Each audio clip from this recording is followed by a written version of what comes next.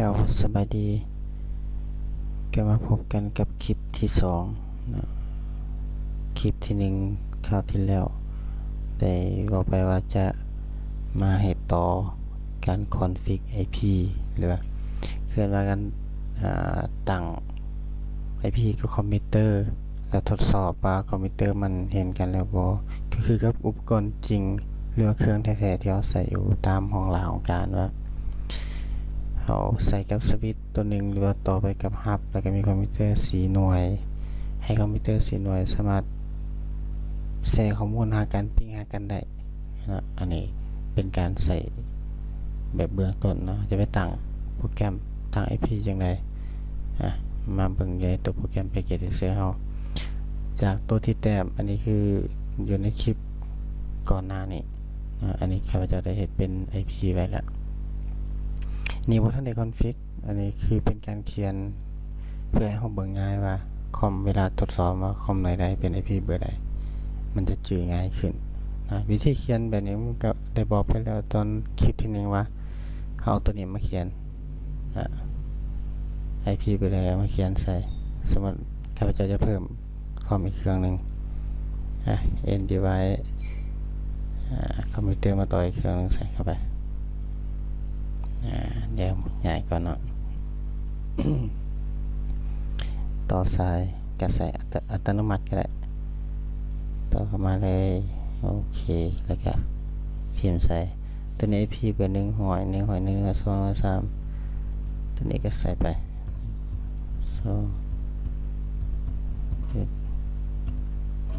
จุด99สมณะให้มันเรียงตามลำดับอันนี้เนาะอันนี้เป็นเราเขียนสกรีนเพื่อว่าเราจะตั้ง IP ตามตัวที่เราเขียน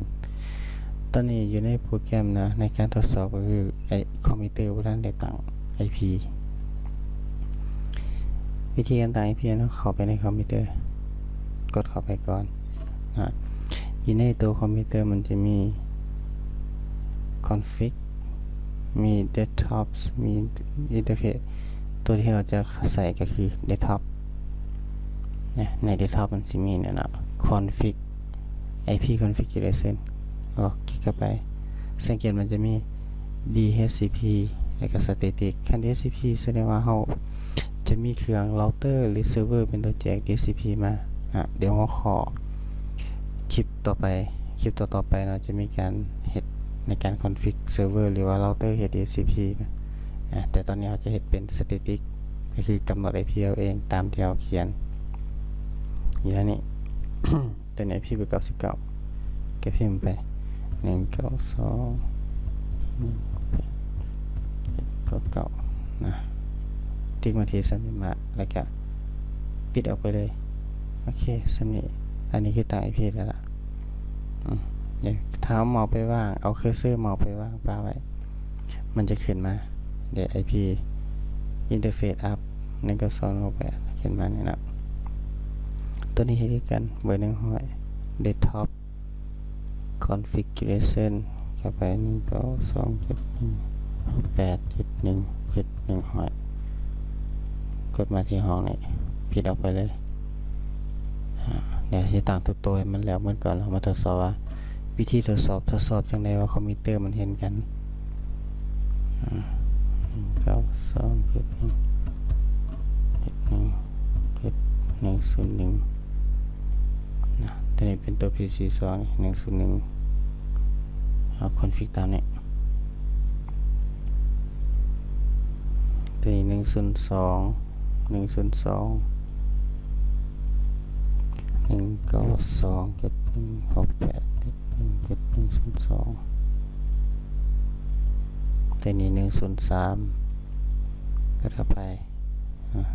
192.168.1.103อันนี้ไม่เท่าต่างให้มันอยู่ในเน็ตเวิร์กเดียวกันคือว่าอยู่เป็น IP ต้องคือกัน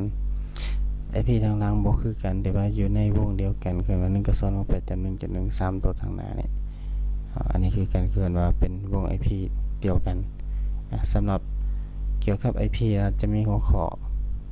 มาให้เกี่ยวกับการคิดราย IP เดี๋ยวเราติดตามกันต่อไปเนาะจะมีคลิปมาให้เรื่อยๆเป็นขั้นตอนเป็นสเต็ปไป โอเคตอนนี้เราจะตั้งถือว่าเราตั้ง IP ได้ละตั้งแต่เบอร์99 100 100 100 2 3วิธีการทดสอบอยู่ในโปรแกรมวิธีเข้าไปในคอมพิวเตอร์เครื่องใดเครื่องหนึ่งที่เราต้องการทดสอบใช่ไหมตอนนี้เจ้าเบอร์99ทดสอบว่าฮอตลองให้มันเทสเดี๋ยวเครื่องน่ะปิ้งเนาะเครื่องน่ะปิ้งไปหาแต่ละเครื่องมันจะเห็นบ่ก็เปิดขึ้นมาก่อนเดสก์ท็อปแล้วเข้าไปหน้าร้านตัวนี้ก็สมเทียบกับพอเข้าหน้า CND ของอุปกรณ์จริงคอมพิวเตอร์จริงนั่นแหละแค่พิมพ์คำสั่งในการทดสอบใส่ปิ้งPING สเปซบาร์เท่านึงแล้วก็จะทดสอบไปพี่เบอร์1หอยก็192.168.1.1หอยแล้ว enter ไปโอเคนี่รีพายกลับมาก็คือเฮาปิ้งหาเบอร์1หอยมันก็จะตอบเบอร์1หอยกลับมาอันนี้ที่ว่าเห็นกันเนาะแล้วเบอร์หอยที่ว่าเห็นแล้วโอเคลองทดสอบไปเบอร์101จะเขียนที่เขา PING แค่10จำขอโทษ192.168.1.101รีพายกลับมาได้นะเพื่อมันไว้แล้วเขาก็กดลูกศรขึ้นก็ได้มันจะกลับมาว่า101ก็เปลี่ยน101เป็น102 enter รีพายกลับมาตามเบอร์ที่เอาไปที่ว่าเห็นฮอตเบอร์นี้ยังเบอร์103กดลูกศรขึ้นแล้วก็ใส่3โอเคถือว่าตอนนี้ปิ้งเห็นกันเมื่อละใช่ว่าตอนนี้เน็ตเวิร์กมันเห็นกันทุกเครื่องเนาะอันนี้เอาคือแต่เครื่องเดียวทดสอบไปถ้าว่าเราจะลองทดสอบกับขึ้นก็ได้เอาจูเบอร์3ปิ้งไปหาเบอร์1หอยเอาเบอร์103ไปหาเบอร์100ก็เฮ็ดคือกันเข้าไปที่ร้านแล้วก็พิมพ์ PING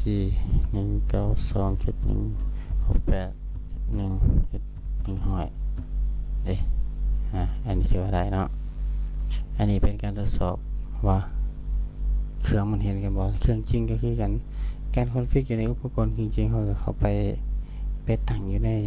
คอมพิวเตอร์ของเราแหละ IP ของคอมพิวเตอร์ของเราตัวกัดตั้งให้มันคือกันส่วนมีคอมพิวเตอร์4เครื่องก็ให้อยู่วง IP อันเดียวกันแต่ตัวทางล่างบ่ให้มันคือกันนะอันนั้นเป็นวิธีตั้ง IP แล้วตัวทดสอบอีกแบบนึงเขาใส่นอกจากเขาจะใส่แบบปิ้งแล้วเขาสามารถใส่2จดหมายตัวนี้นะเพื่อมันไวขึ้นวิธีทดสอบเขามาสังเกตอยู่บล็อกตรงนี้นะเอา2จดหมายคลิกมาก่อนกด2จดหมายมาก่อนเราอยากเอาเครื่องเบอร์เก่าทดลองไปหาเบอร์99ได้ทดลองไปหาเบอร์103คลิกใส่เทื่อนึงแล้วก็มากดใส่เครื่องปลายทางนี่สังเกตดูมันจะเป็น successful ทุกตัวทดสอบมา successful ใน PC4 หา PC3 และ PC2 หา PC1 2หา1เลย successful ที่ว่าได้ขั้นกรณีมันบ่ได้นะสมมุติเราจะเปลี่ยน IP